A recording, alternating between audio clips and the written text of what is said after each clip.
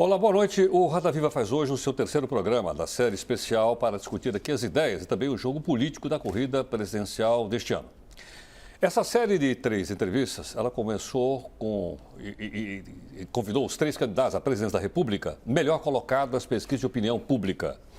Começou no dia 14 de junho, com Marina Silva, que é candidata do Partido Verde. Depois, na semana seguinte, veio o candidato do PSDB, José Serra. E hoje, a nossa convidada é Dilma Rousseff, a candidata do Partido dos Trabalhadores à presidência da República, com quem nós vamos dar sequência aqui ao debate em torno da eleição presidencial deste ano.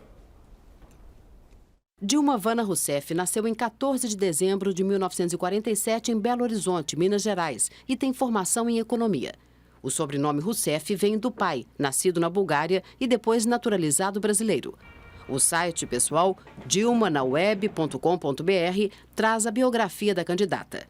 Os tempos de criança em Belo Horizonte, da adolescente que estudou em colégio de freiras e da jovem que, após o golpe militar de 64, começou militância em organizações de esquerda que combatiam a ditadura, algumas delas ligadas à luta armada, como a Vanguarda Armada Revolucionária Palmares, a VAR Palmares. Mesmo usando codinomes para escapar da repressão, Dilma Rousseff acabou sendo presa em São Paulo em 1970. Condenada pela Justiça Militar, ficou 3 anos detida e também foi vítima de tortura. Libertada no final de 72, voltou para Minas Gerais e no ano seguinte foi para Porto Alegre, onde retomou os estudos na Faculdade de Ciências Econômicas da Universidade Federal do Rio Grande do Sul. Após a lei da anistia, em 79, ela se filiou ao PDT de Leonel Brizola e começou vida profissional na Fundação de Economia e Estatística do Rio Grande do Sul. Em 93, assumiu a Secretaria Gaúcha de Minas, Energia e Comunicações no governo Alceu Colares, cargo que voltou a ocupar depois no governo Olívio Dutra. Filiada ao PT desde 2001, Dilma Rousseff integrou o grupo de transição do eleito presidente Luiz Inácio Lula da Silva.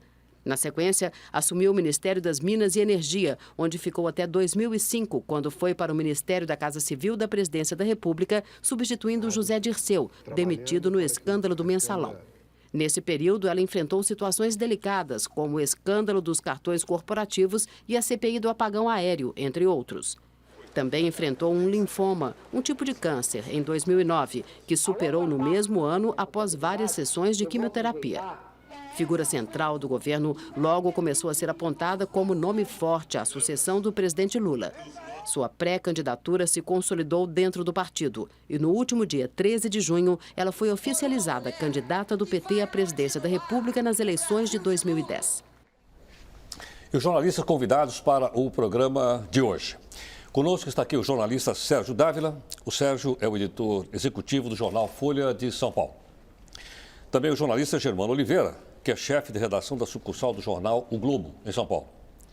O jornalista Luiz Fernando Rila, que é editor executivo e coordenador da cobertura eleitoral do Grupo Estado. E a jornalista Vera Brandimarte, que é diretora de redação do jornal Valor Econômico. Aqui ao meu lado está Paulo Caruso, que com o seu talento e as suas charges captura aqui os programas e os momentos mais importantes do nosso programa. E ao meu lado está também aqui minha colega da TV Cultura, a repórter Cristiana Alcalá. Ela apresenta aqui as perguntas que foram enviadas antecipadamente, porque nós estamos hoje com o programa pré-gravado na TV Cultura. E as perguntas foram mandadas aqui pelo nosso endereço eletrônico. Quero lembrar você que o Roda Viva, que a TV Cultura exibe simultaneamente através da internet, ele também é retransmitido para todo o país através da TV Brasil e das emissoras da rede pública de televisão. Candidata Dilma Rousseff, boa noite, muito obrigado pela participação aqui no Roda Viva. Boa noite, Heródoto. Boa noite, Cristiane. Boa noite, Paulo. Boa noite, Sérgio. Boa noite, Luiz Fernando Rila. Boa noite, Vera Brandimarte. Boa noite, Germano Oliveira. E boa noite, os nossos telespectadores. Claro. Candidata Dilma Rousseff, numa época como essa, uma época de campanha eleitoral tão intensa, especialmente dos grandes partidos, eu suponho que para bancar uma campanha dessa é necessário dinheiro, muito dinheiro, obviamente, porque ninguém faz campanha no país sem dinheiro. A senhora é favorável às chamadas doações ocultas aos partidos políticos, onde as empresas doam ao partido, mas o público, o eleitor, o cidadão não fica sabendo para quem aquele dinheiro é destinado? Não, não sou, Heródoto. Sou a favor de doações bastante explícitas e transparentes. Até porque o público tem o direito de saber de onde vem o dinheiro que financia as campanhas. Agora, eu sou a favor de uma reforma política. Acho que o Brasil precisa de uma reforma política para que haja financiamento público de campanha, para que haja também voto em lista, para que haja um reforço dos partidos, porque nós já estamos numa fase da democracia em que é importante a gente reforçar os partidos e também para melhorar a governabilidade do país. Essa reforma é com mini constituinte ou sem mini constituinte? Olha, eu acho que seria prudente que fosse com uma constituinte exclusiva, uma constituinte específica para tratar desta questão. Ministra Dilma, boa noite. Boa noite, Sérgio. O país cresce hoje em ritmo chinês, mas um dos gargalos desse crescimento é justamente, desculpe, o setor de infraestrutura. Portos, aeroportos, estradas, todos têm problemas no Brasil. A senhora foi uma das ministras-chave do governo Lula. Por que o eleitor deve esperar que o seu governo vai ser diferente nesse setor? Sabe por quê, Sérgio? Porque o Brasil, até 2002, tinha perdido completamente a cultura do investimento em infraestrutura. Fazia mais de 20 anos, 25 anos, que não se investia de forma sistemática em logística, energia elétrica, para não dizer saneamento, todas as obras de habitação que são necessárias no país e também recursos hídricos, metrôs, enfim. O Brasil vinha num processo em que não só não investia, como não fazia projeto e não fazia planejamento também. Um país da extensão do nosso e com as demandas do nosso precisa de planejar. Daí porque ninguém pode alegar que não tinha como saber que havia um apagão no Brasil. Apagão aí eu estou chamando um racionamento de 8 meses.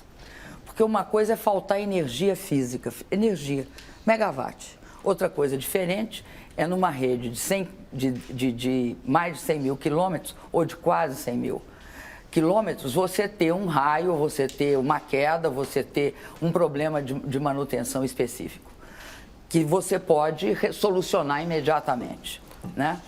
Então, nesse processo, nós chegamos no governo e aí falam muito para mim o seguinte: vocês não tiraram do papel as obras. Quem dera que elas estivessem no papel. Porque estar no papel é ter projeto básico, projeto executivo, projeto ambiental. Sem o que a legislação vigente no país não permite que você nem licite as obras. Então, nós colocamos as obras no papel e hoje, muitas vezes dizem, não, mas o PAC não está andando. Como não está andando?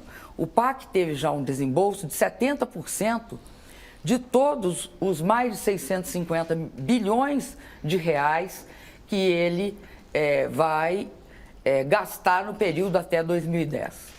Além disso, são obras muito concretas. Aqui em São Paulo, né, nós participamos do Rodoanel com 1 bilhão e 200 milhões saídos do Orçamento Geral da União.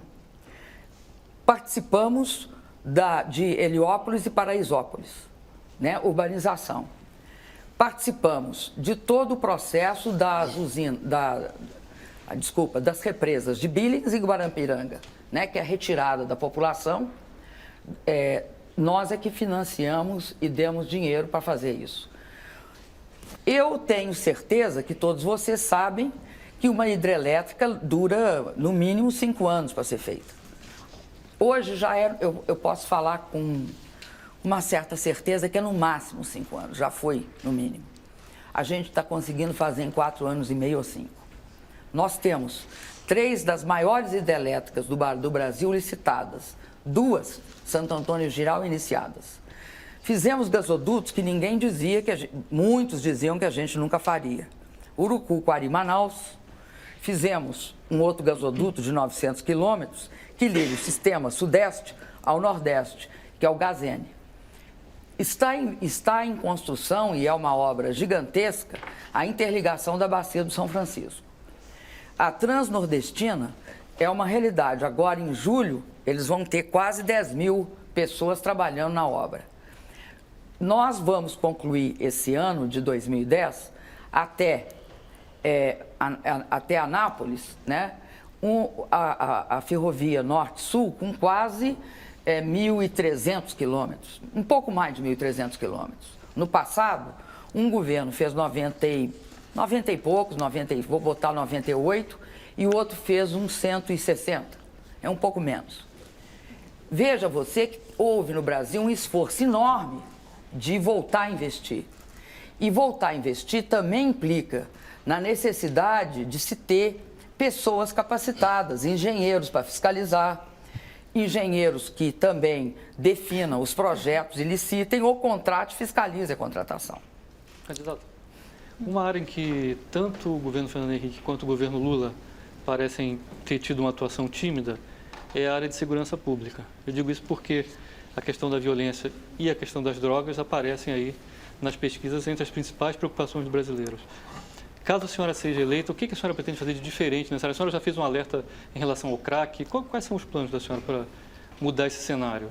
Rila, sabe que eu considero que está em curso um projeto, um programa de segurança pública, que eu acredito que vai funcionar como uma espécie de referência nos próximos anos, né? É justamente o que está acontecendo no Rio de Janeiro, nessa parceria do governo federal com o Sérgio Cabral, governador, e com o Eduardo Paes, prefeito. As UPPs? As UPPs. Porque o UPP é uma concepção que eu acho que tem todo um processo que parte, primeiro, da ação repressiva, da afirmação da autoridade. Isso daí está baseado, primeiro, na criação da Força Nacional de Segurança Pública, porque virava e mexia, se era obrigado a chamar o Exército não é especializado para fazer segurança pública, né? Então, se criou uma Força Nacional de Segurança Pública por cima das polícias civis e militares dos estados e do Corpo de Bombeiro, selecionando aqueles considerados os melhores, foram treinados e capacitados. E sempre são enviados aos estados quando é necessário um contingente para atuar firmemente. Especializou-se a Polícia Federal em policiamento de fronteira, de uma forma assim, muito efetiva, a ponto da gente agora estar na fase de comprar os veículos de tripulação remota, ou seja, aqueles que não são tripulados por pessoas, que muitas vezes são usados só para operações militares e que nós vamos usar para operações não militares. Soma-se isso tudo também com a questão do sistema penitenciário, os presídios de segurança máxima, para você separar a liderança do crime, tá, da massa carcerária. Porque senão presídio vira, e nós já vimos vários acontecimentos disso, vários fatos que ilustram isso que eu estou falando, vira a plataforma do crime. Junto com isso, é necessário que o Estado volte para alguns territórios, principalmente onde moram as pessoas de mais baixa renda do país, e que o Estado brasileiro tinha se afastado. E isso, se afastar, significa volta a investir em habitação, volte a investir em saneamento básico, esgoto e água tratada, faça muitas vezes que esses lugares sejam acessíveis, o caso lá do Alemão, que seguramente o Germano deve conhecer, que é o teleférico. E volte também a aplicar em equipamentos urbanos, junto com todas as políticas do PRONAS, mobilização das mães, nos Mulheres da Paz. Agora, a grande característica que eu acho que tem esse projeto, e por isso ele chama Unidades de Polícia Pacificadora, é perceber que o crime, ele ocupa um território, e esse território, nele, ele se estabelece e passa a ser um poder civil, um poder paralelo ao poder do Estado. Por isso, são territórios em que você tem de ter uma política de conquista do território. Não basta só se ocupar com as forças de segurança, você tem de fazer. Quantos presídios foram construídos, candidato Tilma? 4. 4?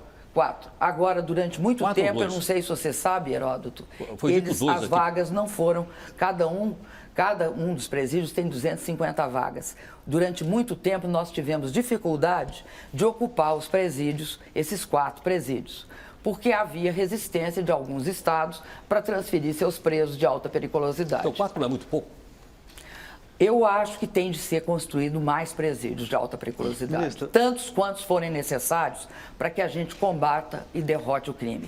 Não acho que a gente pode negociar com o crime atualmente. Acho que essa experiência do Rio, ela é uma experiência que está sendo bem sucedida. Houve uma redução do controle muitos lugares eram favelas, estão sendo transformadas em bairros populares. E isso resulta, eu acho, em benefício de todo o Brasil. Aqui em São Paulo, por exemplo, acho que os presídios de segurança máxima são importantíssimos. Porque aqui você tem como base do crime, os presídios. Eu tenho visto, o Serra também fala quase a mesma coisa, eu vi agora. A diferença é que nós não fizemos quase a mesma coisa, nós fizemos um pouco diferente. Eu tenho visto o perfil de vocês dois, é muito parecido. Os dois foram ministros, lutaram contra a ditadura no passado, foram ministros, tiveram uma formação igual de economistas. Penso quase a mesma coisa em muitos dos assuntos que a gente coloca em discussão. Eu temo não concordar contigo. Os tucanos dizem que a senhora é despreparada, que o Serra é mais preparado e que a senhora seria um poste que o Lula vai eleger. A senhora se considera um poste? Você sabe o que eu acho? Eu acho que fazem uma confusão deliberada entre experiência eleitoral e administrativa. Ninguém desconhece o fato que eu tenho experiência no governo federal. Nos últimos 5 anos e meio, eu coordenei todos os programas do governo do presidente Lula que tem aprovação de 76% da população. E eu tenho orgulho disso. Nunca escondi esse fato. Mais do que isso, eu conheço o governo e conheço o Brasil porque nós não gerimos a partir só de Brasília, né? Nós fomos em todos os estados, discutimos com todos os governadores, sejam eles de que partido for, e com todos os prefeitos. Uma coisa de nós, ninguém diz, que nós não tivemos uma relação republicana com todas as esferas. Portanto, a experiência administrativa eu tenho bastante, presidi o conselho da Petrobras nos últimos 7 anos e meio. Conheço bastante bem a área de petróleo, gás e energia elétrica. Conheço perfeitamente também o problema de município. Eu fui secretária da Fazenda do município de Porto Alegre. E sempre fui dessa área de energia e telecomunicações e mineração num período da minha vida, como 2 vezes fui secretária no Rio Grande do Sul. Agora, eu concordo contigo. Eu não tenho experiência eleitoral, mas fico pensando às vezes, Germano, se isso não é uma vantagem num quadro em que existe tanto desgaste da atuação política. Eu, pessoalmente, lamento, porque nesse processo eleitoral tão curto de pré-candidatura, e agora a partir do dia 5, né, de candidatura efetiva, eu tenho tido um contato muito importante, eu acho, com a população. E tenho aprendido muito em termos de retorno do que a população acha desse processo que nós tivemos. Muito difícil, acho que eu entendo, compreendo que alguns queiram dizer que eu sou um poste. Agora, acho que isso não me transforma num poste. Ministra,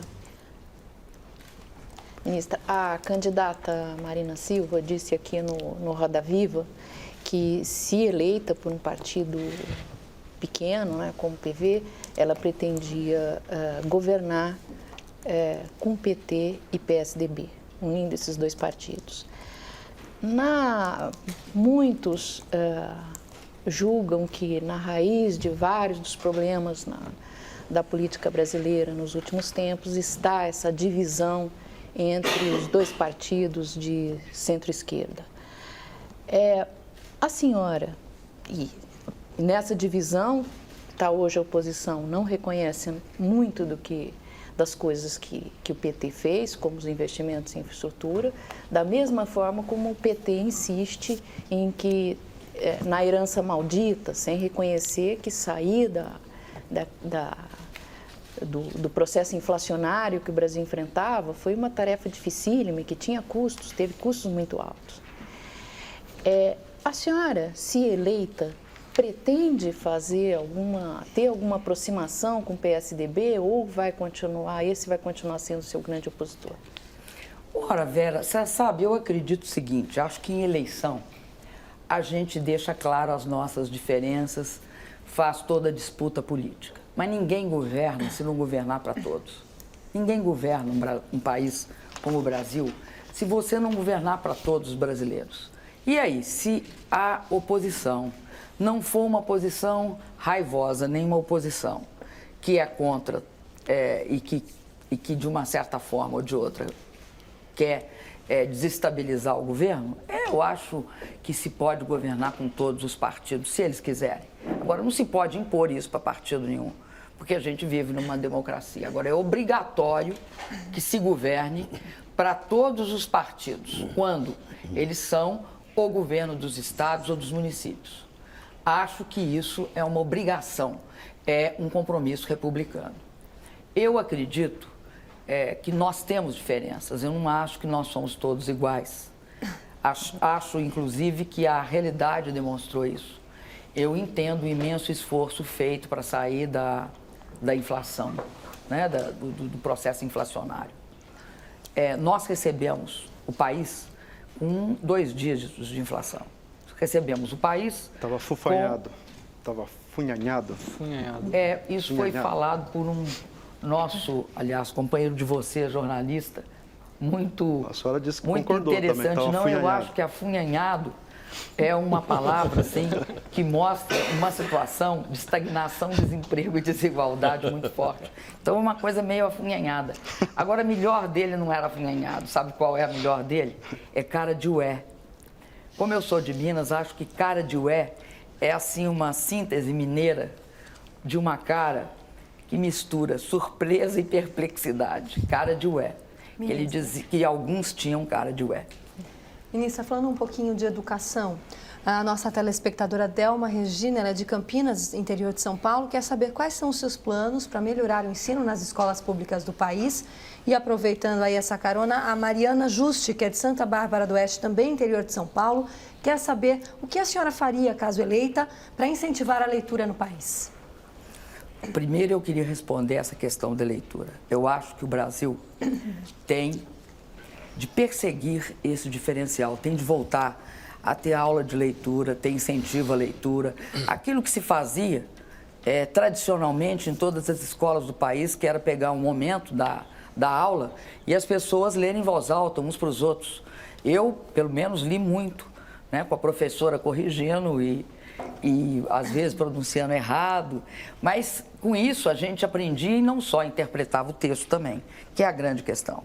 Acho que isso e matemática são 2 questões fundamentais para as nossas crianças. Agora, eu queria dizer para você que eu acho que nós fizemos um grande esforço na área de educação e que muito tem a ser feito ainda. Mas esse grande esforço se deu desde a creche ao pós-graduação. Eu queria destacar algumas coisas. O meu compromisso é com a educação de qualidade. Acho que nós precisamos de dar aos alunos desse país educação de qualidade. É impossível dar educação de qualidade, gente, se a gente não colocar o professor no centro da questão. E colocar o professor no centro da questão significa voltar a valorizar a profissão do professor. Para isso, é necessário um salário mínimo. Nós demos um passo com um piso nacional do magistério, que hoje estaria em torno de R$ 1.044. Nós demos um primeiro passo, que eu ainda acho que é tímido. Uma segunda questão é formação continuada dos professores. É impossível que os nossos professores do ensino básico e do nível médio não tenham formação universitária. Nós temos, portanto, feito todo um esforço, aumentando as escolas federais, né? Nós criamos 14 escolas federais, 13, se eu não me engano, estão em implantação, algumas já implantadas, 12 implantadas, uma em implantação e outra em fase de início, né? Que é a Universidade da América Latina, UNILA. Isto é muito importante para que a gente forme o professor. Ao mesmo tempo, o ProUni, que levou a, hoje, já teve 700 mil bolsas, mais ou menos, hoje você tem 500 mil sendo utilizadas. E, além disso, eu penso que tem uma questão que é fundamental, é ensino profissionalizante. Houve uma lei em 98 que proibia a União de fazer escolas profissionalizantes, escolas técnicas. Por que proibia? Porque condicionava você fazer escolas técnicas a ter manutenção, né, dada por quem? Dada pelo Estado ou município. Se o Estado ou município tivesse qualquer problema, e tinham, todos nós sabemos que tinham, não se fazia escolas técnicas. Então, eu sou a favor de fazer escola técnica em cada um dos municípios brasileiros com população igual ou maior que 50 mil habitantes. Nós vamos fazer agora aqui o nosso primeiro intervalo aqui no Roda Viva. Eu quero apresentar também os nossos convidados que estão aqui no estúdio. Está aqui o deputado estadual Rui Falcão, que é também vice-presidente nacional do PT. Conosco também Clara Ante, que é assessora da campanha da Dilma Rousseff, nossa convidada de hoje. E também o deputado federal pelo PT de São Paulo, Antônio Palocci. Nós fazemos um intervalo e voltamos daqui a pouco. Até já.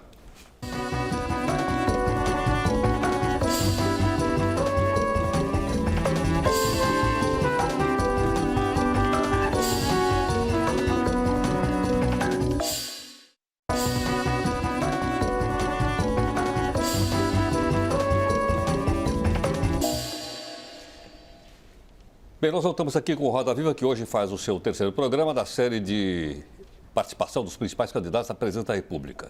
Isso nas eleições presidenciais deste ano. Nossa entrevistada de hoje é a candidata do PT, Dilma Rousseff. Candidata Dilma, agora há pouco a senhora falava a respeito de energia, etc. Queria perguntar o seguinte, energia paga quase 50% de imposto no país. Banda larga paga 40 e tantos por cento. Gasolina paga mais de 50% de imposto.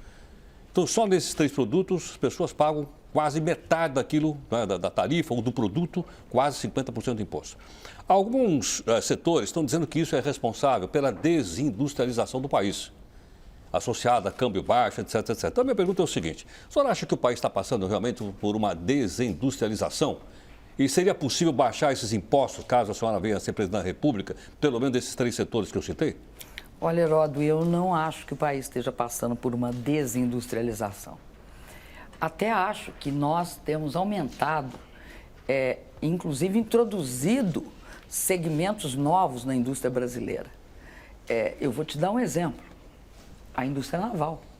A indústria naval, que foi a segunda maior indústria a brasileira, era a segunda maior indústria do mundo na década de 80. Atrás de nós tinha, aliás, na nossa frente tinha o Japão. E atrás vinha a Coreia. O processo a crise da dívida, mais a forma pela qual foi feito o processo de ajuste da dívida no Brasil, levou aqui no início de 2003, uma indústria que tinha empregado 40 mil trabalhadores, fosse responsável por no máximo 1.800. E sumiram os estaleiros, eles passaram a produzir navios de pequeno porte, quando produziam aqui no Brasil. Toda a demanda da Petrobras, por exemplo, por plataformas, considerando que uma plataforma básica custa 2 bilhões de dólares, significa 2 bilhões de dólares de demanda para o exterior e para o quê? Para empregos e riqueza em Singapura e na Coreia. Nós voltamos a fazer uma política de conteúdo local aqui no Brasil. Tanto que existe hoje estaleiros espalhados pelo Brasil afora. Tem estaleiro como o Atlântico Sul, lá em Pernambuco. Tem o estaleiro Rio Grande, lá no Rio Grande do Sul, com um dos maiores diques secos desta região do hemisfério. E, além disso, é importante sinalizar que hoje outros estaleiros estão espalhados no Brasil. Outros setores não estão perdendo competitividade na área industrial? Eu queria citar para a senhora o caso de uma grande indústria de alumínio, que está fechando o Brasil, vai abrir no Paraguai, porque a energia do Paraguai é mais barata que a nossa, porque a nossa tem uma carga tributária de 42%. Sabe por que a energia do Paraguai é mais barata do que a nossa, Heródoto? Não. Porque não se consome energia na quantidade, vamos dizer assim, é que nós consumimos. Tanto é assim que durante os últimos 20 anos, depois de Itaipu, nós que consumimos a parte da energia do Paraguai que vinha para nós. Então, a venda a preços mais baixos no Paraguai não tem... A senhora não acha muito alto uma carga tributária de 40%, não, mais de 40% para esses 3? Agora nós vamos discutir outra coisa. Eu estou falando que eu não acho que esteja havendo no Brasil desindustrialização. Agora, se você me perguntar se o Brasil precisa de uma reforma tributária, eu te direi que sim, por algumas questões. Eu te direi que é fundamental a gente reconhecer que o sistema tributário no Brasil está um tanto quanto caótico. Primeiro, acho que nós vamos ter de simplificar os tributos. Nós vamos ter de eliminar. Mas com isso a gente vai pagar menos imposto? Porque eu acho que a grande pergunta que a gente faz quando ouve falar reforma tributária, e já temos aqui um ex-ministro, é o seguinte: a gente vai pagar menos imposto com reforma tributária ou a gente só vai continuar pagando? Você vai pagar menos imposto em áreas selecionadas. Porque também vamos lembrar que toda a política social do Brasil ela é financiada com impostos. Então, eu estou completando. Eu acho que é importantíssimo desonerar investimento e aumentar a competitividade do Brasil nessa área. É importante diminuir também imposto. Você vai diminuir a carga sobre folha de salário. Porque o Brasil tributa folha de salário, o que desincentiva o emprego. Então, você vai diminuir a carga tributária sobre investimento, você vai diminuir a carga tributária sobre as empresas que tenham folhas de salário maiores, então você vai fazer uma tributação mais proporcional. Eu, pessoalmente, também sou a favor de uma avaliação e uma redução na área de energia elétrica. Acho que houve uma substituição, no caso dos estados, mas isso tem que ser feito com cautela, o estado vai perder a arrecadação? Do ICMS. É isso que eu vou chegar lá. Hoje, o ICMS dos estados, ele se dá basicamente sobre combustíveis, a arrecadação é combustível, energia elétrica e telecomunicação. Não é possível você tirar isso, senão você quebra todos os estados brasileiros e, em vez de você resolver, você cria um problema. Por isso que eu comecei dizendo em que áreas que eu acho que tem de ter. Outra questão que eu acho gravíssima... Mas para não perder tributação, a senhora baixa de um lado, tem que compensar de outro. Depende, se você ampliar a base de arrecadação, não. Você pode aumentar a arrecadação de várias formas. Uma perversa, quando você aumenta a alíquota. Outra, que é fruto do aumento da atividade econômica.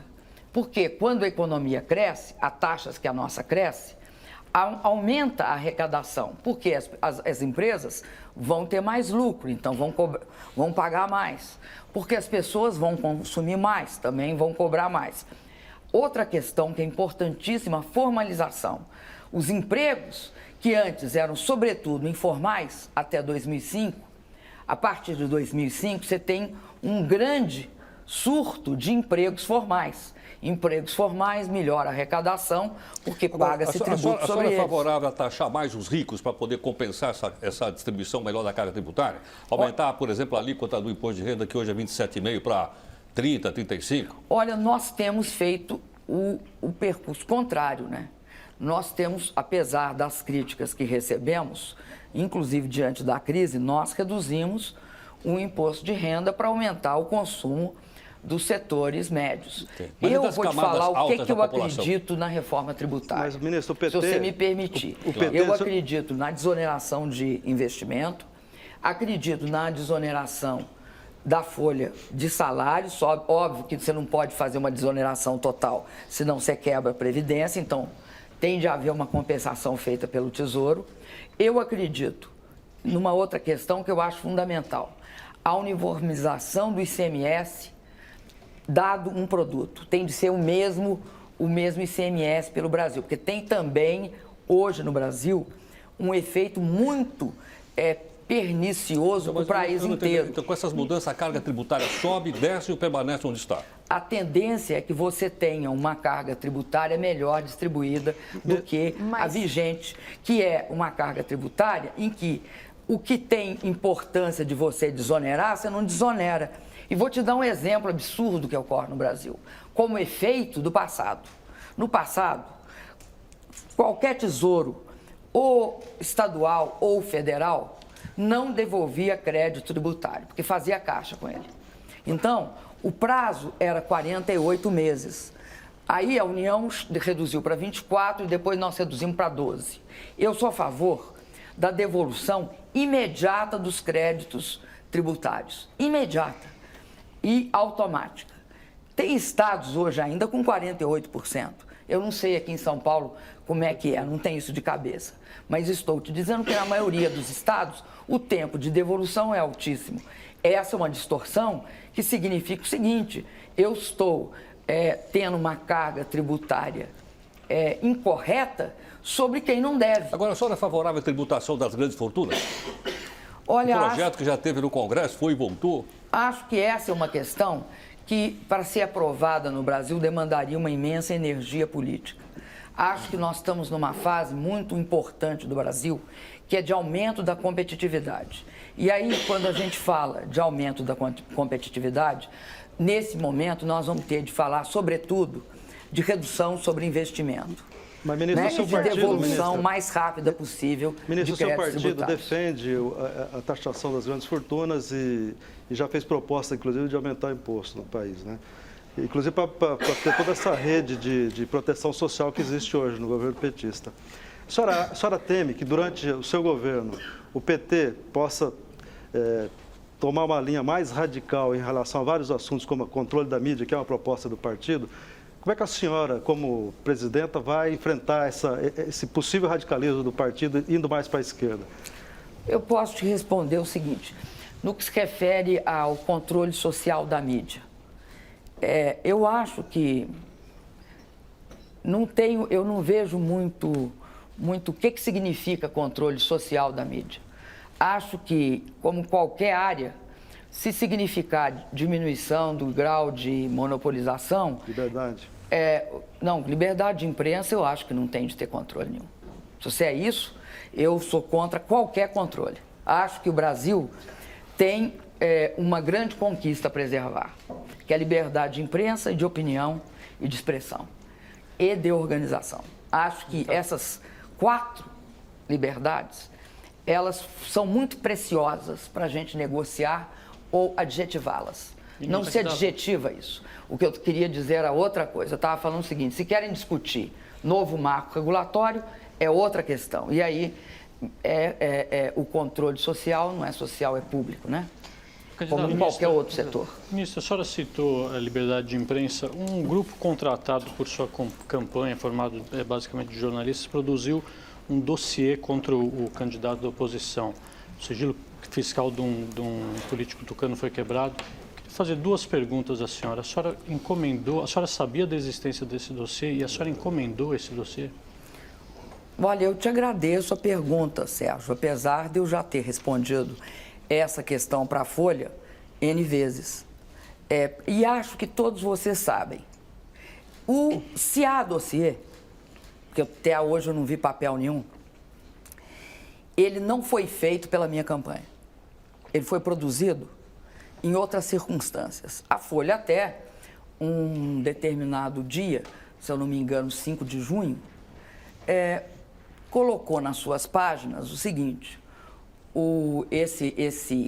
isso que se chamava dossiê era uma reportagem investigativa patrocinada pelo Estado de Minas.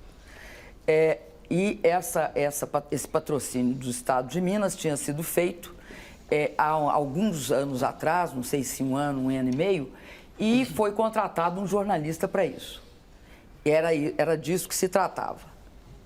Então, eu até hoje não vi nenhum papel deste referido documento. Agora, esse jornalista trabalhava para esse grupo contratado Ele não trabalhava para nós, também nós já dissemos isso ad nauseam, ou seja, cansamos de dizer que nós não contratamos, a minha campanha não contratou, ninguém do PT contratou.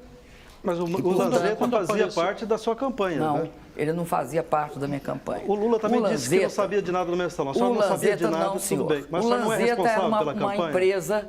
Era uma empresa contratada para fornecer pessoal, né? Contratar pessoas que a gente indicava e ele fornecia uma análise de mídia estritamente isso. Mas o senhor não é responsável Todas pela as campanha, coisas... ministro? Não, nós não somos responsáveis pelo que faz uma empresa. Aliás, nós vivemos num regime em que as empresas privadas, elas têm a sua autonomia plena garantida pela legislação.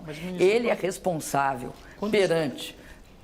perante a todos os órgãos pelo que ele faz. Nós não assumimos nenhuma responsabilidade por nada feito por uma empresa. Não assumimos porque não é da nossa responsabilidade. Sabe por quê? Por um motivo muito simples. Também nós não somos os únicos clientes. Não somos? Não, nós não somos os únicos clientes. Sim.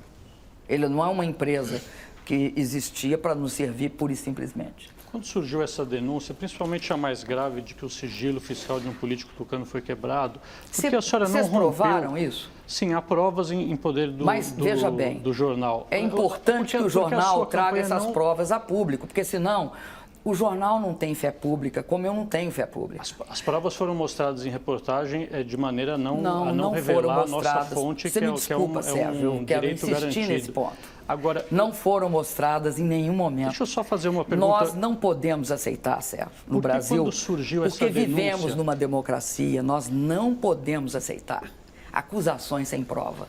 E não somos nós que provamos, é quem acusa que prova. Então, eu acho oportuno que se prove isso. Eu convido a senhora a ler a reportagem que eu já li várias vezes. Facsímiles do sigilo tanto que eu já li que sempre que nos tucano. Atribuem isso, nós tomamos medidas muito concretas. Nós, você me desculpa, processamos, né, o acusador. Agora, nós não processamos porque nós respeitamos a liberdade de imprensa. Achamos que vocês estão protegendo a fonte. Agora, enquanto vocês não demonstrarem a prova, é uma acusação, do nosso ponto de vista, infundada. Mas, ministro, quando apareceu essa denúncia toda sobre a produção de dossiês de uma empresa, de um grupo contratado pela sua companhia, por que a sua companhia não se desligou desse grupo? Não só o grupo, inclusive quando ocorreu a denúncia, houve um pedido imediato de cancelamento do contrato por parte da empresa. Vocês mesmos noticiaram. Agora, sabe o que eu acho disso tudo? Acho que está em curso uma tentativa de atribuir a nós questões que não foram criadas no nosso ambiente político. É isso que eu acho. A senhora não acha que é fruto de um grupo de aloprados número 2? Não, acho que é uma tendência para forçar essa interpretação, por razões políticas. Candidata. Acho que é isso que acontece. Candidata, a senhora já respondendo uma pergunta do Germano Oliveira, disse que não é um poste. Agora, de qualquer maneira, a eventual eleição da senhora... Acho que eu não pareço muito com um poste, não. Viu, Paulo Caruso? Não me desenha, não me faça isso de me desenhar como um poste. Agora, de qualquer maneira, a eventual eleição da senhora será uma vitória incrível do presidente Lula, né? Que estará concluindo seu governo com enorme popularidade, tendo feito sua sucessora. Como é que a senhora imagina que vai ser, em caso de vitória, a sua relação com o presidente Lula? A senhora não teme ficar um pouco à sombra desse gigante político que o Lula vai se transformar? Ou a senhora acha que ele vai ser mais um conselheiro? Como é que a senhora... Há quem diga que a senhora tem personalidade forte e vai tentar mantê-la um pouco à distância. Como é que vai ser? Como seria nessa situação? Eu posso te explicar, Rila, uma coisa assim muito forte. É a relação que eu construí com o presidente Lula nesses últimos anos da minha vida. Primeiro, porque foi um momento muito importante, Rila. Depois, porque foi uma relação em que eu participei diuturnamente junto com o presidente nesse processo a partir de 2005, né, quando houve toda aquela crise, quando havia, não foi na época, eu não comecei no governo, na época em que o governo estava com o que ele tem hoje, 76% de aprovação. E nós fizemos o país mudar. Eu acho que o Brasil, uma coisa é inegável, nós mudamos o Brasil. E essa parceria que eu fiz com o presidente, ele determinando o que devia ser feito, mas ele é uma pessoa extremamente respeitosa, que pede opinião da gente, que trabalha em equipe, que tem uma grande, inclusive, humildade quando se trata de construir sua equipe mais próxima e de trabalhar com eles. O presidente nunca acha que ele resolve, que ele que faz. E isso eu aprendi muito com ele, que é algo que nós temos sempre de perseguir, é construir uma equipe de gente capaz e que tenha a sua mesma percepção. Eu acho que o sucesso do governo Lula, uma parte dele, eu participei da construção como outros companheiros de governo que eu tenho. E acho que o presidente será sempre uma das pessoas importantes do projeto que eu defendo e hoje sou eu que represento. Vou querer muito que o presidente me aconselhe, vou querer muito que o presidente, até porque eu tenho essa relação muito forte com ele. Não temo nenhuma, e até porque eu conheço o presidente. O presidente é uma pessoa muito respeitosa. Jamais seria capaz de ter um tipo de interferência, mas também não seria capaz de ter um tipo de participação que ele mesmo acha indevida e que acha que um presidente tem de ter uma participação mais para a solução de problemas.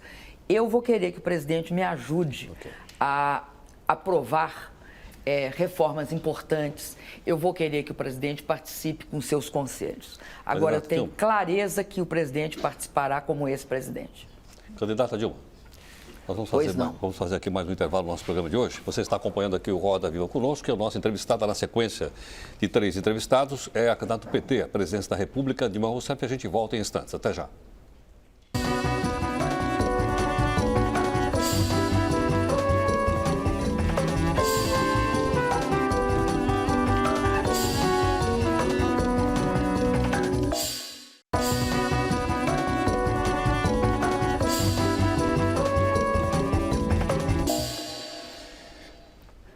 Bem, você acompanha aqui esta última entrevista, a série especial que o Roda Viva apresenta da Corrida Presidencial de 2010. E hoje aqui conosco, no nosso estúdio, está a candidata do PT, Dilma Rousseff.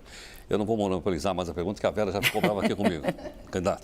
Mas apenas rapidamente eu queria dizer o seguinte, como é que a senhora pretende fazer uma distribuição de renda no país, que é criticado por vários estudiosos, dizendo que nós somos um país de alta concentração de renda? Não é? No passado, a gente ouvia a oposição dizer que os banqueiros ganham bilhões e nunca ganharam tanto dinheiro como ganharam agora, durante os últimos 8 anos, bilhões e bilhões, a gente nem sabia quantos bilhões ganhava, agora a gente sabe pelo menos. E se a senhora é favorável àquela proposta que rolou lá no Fórum Mundial Social, de que todas as empresas deveriam dar 5% do seu resultado a título de compensação aos seus colaboradores? Olha, eu acho que esse tipo de proposta não está muito fundamentado. Tem de explicar mais. Se é distribuição de lucro, nós todos somos a favor. Hoje, no Brasil, grandes empresas fazem distribuição de lucro para os seus funcionários, né? Empresas, geralmente, as multinacionais é que são as mais empenhadas nessa questão da distribuição de lucro. Mas como é que a senhora distribuiria a renda, então? Eu queria, então, falar sobre distribuição de renda. Posso falar rapidinho? Pode. Você me permite, Vera? Então, deixa eu só falar rapidinho. Eu acho que nós tivemos uma situação no Brasil muito boa. Nós tivemos um aumento da renda dos ricos, mas a renda dos pobres e dos mais pobres no Brasil cresceu a taxas chinesas, asiáticas. E a renda dos mais ricos teve um crescimento também, mas não a taxas chinesas. É isso que explica que, nesse momento do crescimento no Brasil, nós diminuímos a desigualdade social. É que houve crescimento da renda de todos, só que a renda dos mais pobres teve um crescimento maior. Eu acho que três fenômenos são muito importantes no Brasil. O primeiro foram os programas sociais do governo. Acho que do Bolsa Família, passando por todos os programas de agricultura familiar, de garantia de financiamento, compra de equipamentos e compra dos produtos, chegando a programas habitacionais como Minha Casa Minha Vida, nós fizemos uma consistente política de distribuição de renda, inclusive com investimento em saneamento. De outro lado, o Brasil, nesse processo agora, teve uma outra característica, que é nós crescemos e distribuímos renda e, pela primeira vez, depois de muitos anos, houve mobilidade social. 31 milhões foram para a classe média, 24 milhões saíram da pobreza. Mas eu quero te dizer que uma das coisas importantes disso é que a renda do trabalho foi responsável pela grande parte também do crescimento da renda. Então, foi o trabalho formal. Esses 13 milhões, o número é interessantíssimo, é 13.013.131 vagas. Então, é 13.013.131 de novas vagas, novos empregos criados. Então mudou a quantidade percentual de renda acumulada na mão da elite brasileira? Não que mudou, é que o crescimento não foi...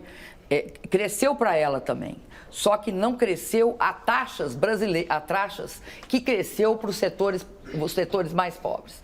Os mais pobres no Brasil, todos os dados são da Fundação Getúlio Vargas, você pode olhar os estudos do Ricardo Paes de Barros, todos eles apontam por um crescimento diferenciado da renda. Eu digo uma coisa, sempre insisto nisso. O Brasil pode sair de uma economia emergente e virar uma economia desenvolvida. Ele pode e tem todas as condições para fazer. Agora, isso não é só crescimento econômico. Nós vamos ter de tirar da pobreza o resto que ainda está lá. Porque em 8 anos, ninguém consegue resolver problemas que se acumularam por mais de 30, 40, 50 anos. Hoje, no Brasil, por exemplo, nós, quando chegamos no governo, tinham 77 milhões de pessoas que ganhavam abaixo de meio salário mínimo. Como reduziu 24, ficaram o quê? Ficaram 53. Então, 19 ganham abaixo de 1/4. 19 milhões, 1/4 de salário mínimo per capita. E 34 milhões ganham abaixo de meio salário mínimo per capita. Por isso é que eu digo, Heródoto, que de 2011 a 2014, nós temos de ter uma meta, que é a erradicação desses mais pobres, que são os que ganham abaixo de 1/4 de salário mínimo. Agora, é bom que se diga uma coisa. Eu li no jornal, se eu não me engano, foi ontem, a partir de uma análise daquela pesquisa de orçamento familiar, que chama POF, feita pelo Ricardo Neri, da Fundação Getúlio Vargas, que houve nesse período 2008-2009 uma redução de mais 9 milhões de pobres no Brasil. Então, essa é um objetivo perene, talvez o estratégico do meu governo. É que esse país, se ele tiver nesses 190 milhões de brasileiros, se ele contar, com um aumento crescente, constante, daqueles brasileiros que vão para classes médias, que saem da pobreza, nós vamos ter um grande mercado consumidor. E aí eu chego no último ponto. Nós tivemos um mercado interno muito forte nesse período. Por conta de quê? Por causa do crédito. Quando recebemos o governo, tinha 400 bilhões, viu, Vera, o estoque de crédito no Brasil era de 400 bilhões de reais. Hoje tem 1 trilhão e 400 bilhões. Então, tem um acréscimo de 1 trilhão de reais via crédito. Eu tenho certeza que o Brasil, se trilhar por esse caminho, não só vira uma economia desenvolvida, vira uma nação e uma sociedade desenvolvida. Eu não estou brava com o Heródoto, na verdade eu estava querendo pegar uma carona aqui na questão tributária. Se eu bem entendi, a senhora não está se comprometendo com uma redução da carga tributária. A senhora está falando em redistribuir esses impostos. Eu estou me comprometendo com a redução de impostos sobre investimento, sobre investimento, Vera, eu quero te dizer que eu estou me comprometendo com uma redução para zero. Eu acho que não pode ter tributado o investimento. Acho errado, acho que é contra o interesse do país tributar investimento. Mas acho que tem de ter uma redução sobre folha de salário, não pode ser zero, porque qualquer economista faz a conta e percebe que se ele retirar, se ele fizer uma redução brutal da carga da tributação sobre folha de salário, que é o que financia a Previdência, você vai ter um problema sério na Previdência. Então, tem de ter uma redução acompanhada de uma reposição pelo Tesouro. Sou a favor de um processo de redução da tributação sobre energia elétrica. Mas eu quem sou a vai favor. pagar a conta, sou a favor. ministra? Porque se a senhora vai pretende aumentar manter... a base de arrecadação está aumentando. sem aumentar a alíquota. Todos nós sabemos disso. Sabe aquilo que aconteceu em 2008, Vera? Que nós fizemos um superávit primário, se eu não me engano, posso falar um número não muito perfeito, de 3,6. Acho que foi um pouco mais. Além de fazer esse superávit primário, nós fizemos 0,5% de poupança e colocamos no Fundo Soberano. Este ano vai dar a mesma coisa. Este ano, fazendo superávit primário de 3,3%, que é um alto superávit primário, nós vamos ter um aumento da arrecadação e vamos ter também uma apropriação disso pelo Fundo Soberano. Eu não acho que nós podemos analisar esse período que nós estamos com os mesmos padrões que a gente analisava o Brasil quando a economia crescia 1%, 2%. O Brasil, a gente está achando que um crescimento módico é 5,5%. Nós estamos trabalhando hoje, e esse é o objetivo do governo. O objetivo do governo não é saltar para um crescimento que ainda o país pode não aguentar de 9%, mas é manter estavelmente um ritmo de crescimento que vai aumentar a arrecadação, vai possibilitar que você faça certas reformas sem que você comprometa a capacidade de gasto do Estado brasileiro. Candidata, pois não. Me chamou a atenção nesse programa as vezes em que a senhora mencionou a palavra reformas. A senhora defendeu a reforma política, demonstrou certa inclinação por uma reforma tributária, falou de reforma de novo agora e disse que gostaria da ajuda do Lula para aprovar reformas importantes. Essas duas, por exemplo. A senhora pretende, assim, logo no início do governo, caso vença, já começar com essas reformas, aproveitando o embalo da popularidade da eleição? Eu te diria o seguinte, viu, Rila? Geralmente, esse é o conselho que se dá para um governante que está entrando, que ele aproveite o início do governo em que as coisas assim são mais, eu te diria assim, mais otimistas, há um clima de ajuda para aprovar reformas. Essa é o que eu pretendo fazer. Eu sei, Rila, que, por exemplo, tem diferenças de opinião a respeito da tributária. Outro dia eu vi uma análise e que eu queria levantar aqui, em que dizia o seguinte: a gente, se não conseguir a reforma total, nada te impede de fazer algumas tópicas, porque o país não pode esperar em algumas áreas. Essa questão da desoneração do investimento, da diminuição, por exemplo, da tributação sobre remédios. Tem certas coisas que o Brasil pode tomar iniciativa, mas tem outras que você não consegue.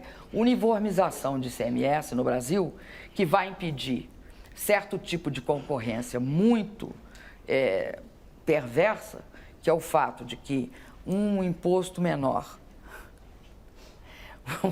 Bonitinho esse. Essa daí tá bonitinha.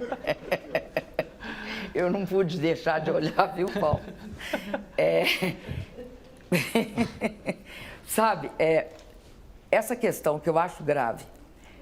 Em alguns estados, o ICMS é deliberadamente menor para atrair a entrada de produtos importados, que, ao entrar nesse estado, são comercializados em outros e fazem concorrência com cadeias produtivas instaladas e de forma perversa, porque o importado fica mais barato que o produzido aqui. Ministra. Então, eu acho que é necessário que a gente tenha, que a gente tome medidas. De qualquer jeito, eu quero te dizer o seguinte: eu tenho a convicção que para o Brasil, ganhar em competitividade, nós temos de apostar na redução dos custos logísticos e tributários. Ministra. E energéticos. Eu acho que nós temos de apostar nos 3. 2, você entende? Eu conheço, assim, de forma, assim, quase... eu respirei isso durante muito tempo. O tributário por tudo que eu escutei de empresários, de setores médios da população, de pequenos empreendedores, né, que hoje tem o benefício do Super Simples, e a gente viu que melhorou muito e aumentou muito a formalização. E também, uma coisa que eu acho que é importante, nós aprendemos, quando desoneramos o IPI e o PIS/COFINS de automóveis da linha branca durante a crise, que você pode desonerar. Você pode até ter uma perda momentânea, mas você tem um ganho de aumento da produção, de aumento de venda. Então, o grande problema no Brasil é Esse período é construir a ponte entre o momento que você perde, que você desonera, e o momento futuro que você ganha. Os governadores não deixam fazer reforma. O ministro Palocci está aí. O governo ficou 8 anos não conseguiu fazer reforma. Eu tenho absoluta clareza que os governadores não gostam. Agora, uma coisa que nós fizemos também diante da crise foi importante. Nós fizemos duas coisas. Para os municípios, nós repusemos aquilo que eles perderam com a desoneração. Para os governadores, nós criamos linha de financiamento especiais, também que recompunham um pedaço do que tinham perdido. Sem alguma compensação, eu concordo contigo, viu, Oliveira? Não se faz reforma no Brasil. Você perde energia política e não consegue. Ministra, mudando um pouquinho de economia, do que a senhora está falando, nós temos muitas perguntas aqui dos telespectadores e algumas sobre saúde, como a do Rafael Teixeira, que mora em Belém. Ele pergunta o que a senhora faria para que no seu governo a saúde tivesse tanto êxito quanto a economia, caso a senhora seja eleita nas próximas eleições. Olha, eu acho que o grande desafio da saúde é fortalecer o Sistema Único de Saúde. O Sistema Único de Saúde hoje, você tem o Programa Saúde da Família, você tem os postos de saúde, né, que existem em cada cidade, ou em alguns bairros, ou em vários bairros. Nós reforçamos muito o Programa de Saúde da Família. E você tinha, de outro lado, os hospitais de média e alta complexidade. No meio desse sistema, tinha um vazio. Eu sou a favor das UPAs que foram agora iniciadas a partir de 3 anos atrás pelo governo, que são as unidades de pronto atendimento 24 horas, que tratam da assistência de urgência e de emergência. E lá você chega, você faz aquele tratamento fundamental para a pessoa que está na situação de urgência e emergência, ou pressão alta, ou crise de diabetes, enfim, ou sofreu um acidente, ou está tendo um infarto. E, imediatamente, ali tem todo o tratamento e o atendimento é 24 horas, porque as pessoas não escolhem a hora de adoecer, nem as pessoas adultas, nem as crianças. Com ou sem a participação daquelas organizações sociais para dirigir os hospitais? Olha, eu acho que as experiências de participação de organizações sociais dirigindo hospitais são muito boas. Eu vi a experiência do PSDB e do DEM aqui de São Paulo. Mas também do PSB, do Eduardo Campos, que eu vi uma experiência muito boa. Outra experiência interessante é lá do Sérgio Cabral.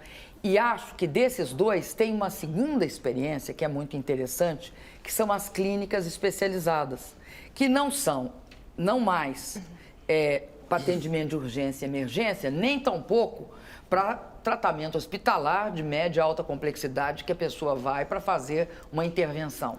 Mas aquela clínica especializada que muitas vezes a pessoa tem de procurar porque está com um problema no estômago, tem de fazer um exame, tem de ter um tratamento com especialista. Precisa ter mais CPMF outra vez, ministro? Como? Tem que ter CPMF de novo? Mais Olha, eu acho que a gente não volta para trás na história. Agora, que a perda da CPMF foi uma perda muito grande, porque ninguém vai me dizer que um sistema de saúde, que em todo lugar do mundo é caríssimo, perde 40 bilhões e fica tudo por isso mesmo. A não ser uma discussão absolutamente ideológica. Eu não teria acabado, então, para a senhora, não teria acabado e voltaria. Pelo governo? Mas nós deixamos isso claro, que não tinha de ter acabado. Voltar agora, acabou, está acabado. Não acho que é por aí, você entende? Acho que nós vamos ter de abrir uma discussão sobre financiamento da saúde. Aliás, viu, Oliveira, eu concordo com o Jatene, se eu não me engano, é o Jatene, que diz o seguinte: ninguém pode olhar a saúde no Brasil e não perceber que tem subfinanciamento. Ninguém. Até porque a quantidade de recursos que nós damos para a saúde no Brasil é proporcionalmente menor que dos outros países da América Latina e do mundo. Então, essa é uma questão que nós vamos discutir abertamente. Candidata Dilma Rousseff, nós vamos fazer então aqui o nosso último intervalo. Você está acompanhando aqui a série de 3 entrevistas com os candidatos à presidência da República, aqueles que estão melhor colocados nas pesquisas. Rapidamente nós voltamos com o último bloco do programa. Até já.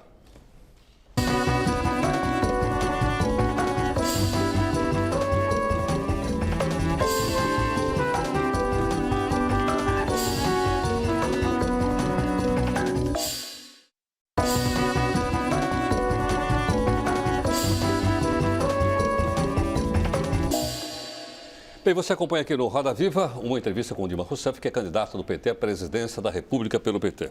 Candidata Dilma, gostaria também que esclarecesse um pouco aqui para o nosso telespectador algumas questões, acho que bastante importantes, do que diz respeito à economia que o próximo presidente da República vai herdar, seja a senhora ou qualquer um outro. O Brasil assinou agora com o G20, né, uma disposição, essa disposição diz que até 2011 vai haver corte de gasto do governo de um lado. Todos eles concordaram com isso, inclusive o ministro Manteiga assinou lá pelo Brasil. Como é que sabe o custo de gasto de quem, né? O custo de gasto do Estado, suponho. Não, dos países desenvolvidos. Sim, mas só deles, dos emergentes, não? Não. Os emergentes vão continuar gastando? Não. E o corte de gasto deles, dos países desenvolvidos, viu, Heródoto, está condicionado também à manutenção das políticas de crescimento, para que o ajuste dos países desenvolvidos não signifique uma redução drástica dos mercados dos países emergentes. Então, agora, eu fiz essa introdução pensando no seguinte, então, se não tivermos cortes de gastos, como é que o próximo governo vai tratar da questão da Previdência Social, que o ano passado teve um prejuízo, assinalado de mais de 42 bilhões de reais, 42,6 bilhões de reais, e esse ano os aposentados, aqueles que ganham acima de um salário, tiveram um pouquinho acima, né, da reposição apenas da inflação, tiveram um ganho real, o que vai fazer com que essa conta seja ainda mais, esse déficit seja maior esse ano. Como é que o novo presidente vai ter que tratar dessa questão? Primeiro, deixa eu só voltar um pouquinho e dizer o seguinte, não tinha o menor sentido em que o receituário para os países desenvolvidos que cometeram barbaridades na área financeira, com seus bancos, com seus governos, seja o mesmo receituário aplicado a países emergentes que não têm o mesmo problema. É como se a gente fosse obrigado a tomar o remédio, porque ele é amargo, eles não estão gostando e nós, por solidariedade apenas, que seria uma solidariedade um tanto ou quanto burra, fôssemos tomar o mesmo remédio. Então, nós não precisamos tomar esse remédio, então, é isso? Esse remédio não é nosso. O Estado está sob controle. Nós não vamos fazer, eles têm de reduzir o déficit deles em 50%. Ministra, é uma redução brutal. Por quê? Porque você vai olhar o seguinte, falam que nós temos uma dívida muito alta. Não é verdade. Compare a nossa dívida líquida sobre PIB com a dívida líquida dos países europeus, com os Estados Unidos e com o Japão, e o que você vai ver? Que nós somos hoje um dos países que tem a menor dívida líquida sobre PIB, que tem um déficit nominal bastante baixo. Nós estamos fazendo o nosso dever de casa independente do G20. A gente quer reduzir o endividamento. Se você olhar as projeções, a nossa projeção é de queda do endividamento. Aliás, desde o início do nosso governo, o endividamento, dívida líquida sobre PIB, passou do nível de 60 para 42,2 agora, em abril. Ministra, e por que, na sua opinião, o Brasil não consegue reduzir a taxa de juros para níveis internacionais? Estava caminhando para isso até o início da crise, para a taxa de juro real se aproximar de níveis internacionais. Veio a crise, o Brasil está de novo num processo de aumento de taxa de juros ainda durante essa crise, quando o resto do mundo está aí perto de taxas negativas de juros. E o Brasil não consegue vencer essa questão. Vera, os outros países, principalmente os países desenvolvidos, estão com taxas próximas de zero, sobretudo porque, né, eles precisavam disso como sendo uma das medidas anticíclicas que eles estavam tomando. A partir de um determinado nível, eles baixaram a meio, que equivale a zero, né? Eles fizeram isso, é medida anticíclica deles. Não é porque eles estão... o que eu quero dizer é o seguinte, eles não estão fazendo isso por serem saudáveis. Eles estão fazendo isso porque estão metidos numa situação extremamente complicada. Eles tinham grandes passivos. Se eles não derrubam a dívida, eles não conseguem fazer a rolagem do passivo deles. No nosso caso, Vera, eu acho que nós caminhamos a passos céleres para a redução das taxas de juros. Só que a gente tem de ter responsabilidade. Você não reduz a taxa de juros só falando o seguinte, eu quero reduzir a taxa de juros. Eu acho que para a gente reduzir de forma sustentável, tá, nós vamos ter de manter duas coisas.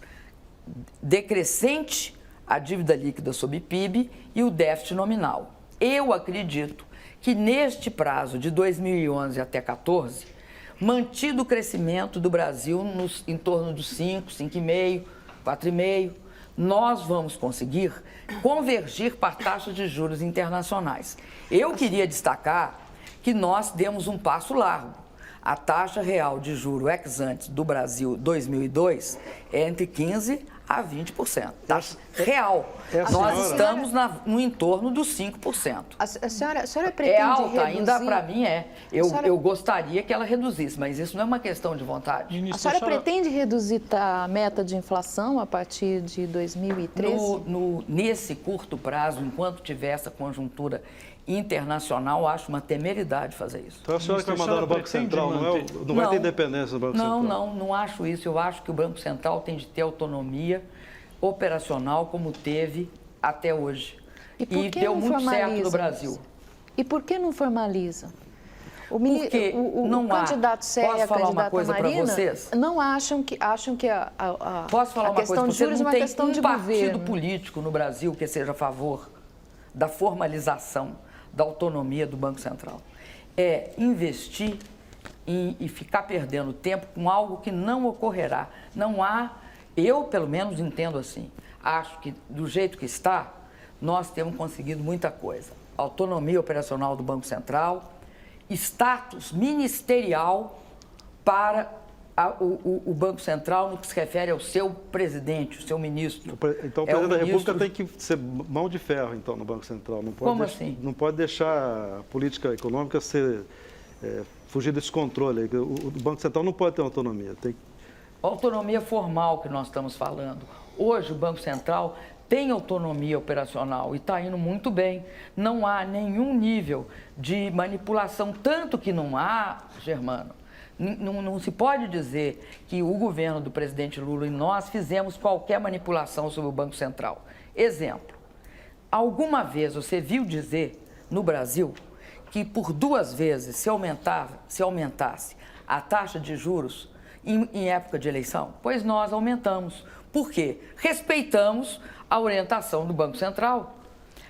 Eu não concordo com tentativas de tornar, de dizer, não ser aquilo, não concordo falar que o Banco Central não é a Santa Sé. Né? Ninguém está discutindo Santa Sé, nem infalibilidade, somos todos humanos. Agora, que o Banco Central tem hoje um nível de conhecimento que permite que ele tenha maiores informações a respeito da situação financeira dos bancos internacionais, da situação financeira dos bancos locais, é inequívoco. Ele tem. Manter o Henrique Meirelles no cargo? Olha, eu posso te falar uma coisa? Eu sou brasileira, né? E sou supersticiosa. E como uma brasileira supersticiosa, não sentarei em cadeira nenhuma antes de ser eleita pelo voto secreto e direto dos brasileiros. Ministro. Portanto, qualquer discussão a respeito de quem vai ser ministro, vai ser presidente, vai ser o que seja, é uma discussão, para mim, extemporânea. Então, a senhora não faço isso nem ver. A senhora derruba a minha não próxima só porque pergunta. Eu não concordo, mas porque dá azar. A senhora derruba a minha próxima pergunta, que eu ia perguntar quem vai ser a Dilma de Dilma. Se o ministro aqui, Antônio Palocci, sentado aqui Olha, com a gente, eu estou procurando uma Dilma assim e um Dilmo, viu? Ou um Dilmo, pode ser Dilma, pode ser Dilma. Você vai ser o Gilberto Carvalho? Aproveitando, a senhora, se eleita, a senhora preferia ser chamada de presidente ou de presidenta? Você sabe que há uma polêmica, Sérgio, sobre isso? Uma polêmica que é a seguinte: tem gente que fala, então você vai... Outro dia me falaram assim, então, se é presidenta, você vai chamar agora motorista de motoristo? Entendeu? Então já deu toda já está dando toda, vamos dizer assim, a polêmica que a gente estava esperando que desse, né? Falando em polêmicas. Agora, sabe por que falam muito em presidenta? Porque aqui na América Latina, 2 mulheres são presidentas. A Michelle Bachelet foi, e se eu não me engano, a Cristina Kirchner é presidenta. Ministra, falando em polêmicas, né, não posso deixar de fazer algumas perguntas polêmicas dos nossos... Nós estamos no final do programa. Ok, vamos finalizando então. A Maria Quintero, de São Paulo, ela quer saber a sua opinião sobre o aborto e o Augusto Patrini quer saber o que a senhora pensa do casamento entre pessoas do mesmo sexo. Essas duas perguntas nós fizemos também a pedido dos telespectadores aos outros dois convidados. Não, eu acho muito boas as duas perguntas. Olha, eu sempre digo uma coisa, eu não acredito que tenha uma mulher que seja a favor do aborto. Ou seja, não acho que as mulheres, elas fazem aborto porque elas são a favor do aborto, né? É uma coisa esquisitíssima, uma coisa absurda supor que alguém seja a favor do aborto, uma mulher seja a favor do aborto. Homem, eu não sei, estou falando de mulher. Além disso, eu acho que tem uma legislação no Brasil sobre essa questão. O que eu acho é que as mulheres que estão enquadradas naquela situação, elas têm direito de fazer na rede pública. Porque você não pode deixar e tem de tornar isso acessível, porque senão fica a seguinte situação. Mulheres ricas têm acesso a clínicas, né, a um tratamento. Mulheres pobres utilizam a tal da agulha de tricô. Então, eu sou a favor de manter a legislação e, definitivamente, eu protesto quando falam que tem alguém a favor do aborto nesse sentido, sabe? De ser a favor. E o casamento Na questão do casamento de pessoas do mesmo sexo, eu sou a favor da união civil. Acho que a questão do casamento é uma questão religiosa, que eu acho que o Estado e as pessoas, e também acho que os indivíduos, eu como indivíduo, jamais me posicionaria a respeito do que uma religião deve ou não deve fazer. Isso é uma questão da religião, a gente tem de respeitar o que a religião considera.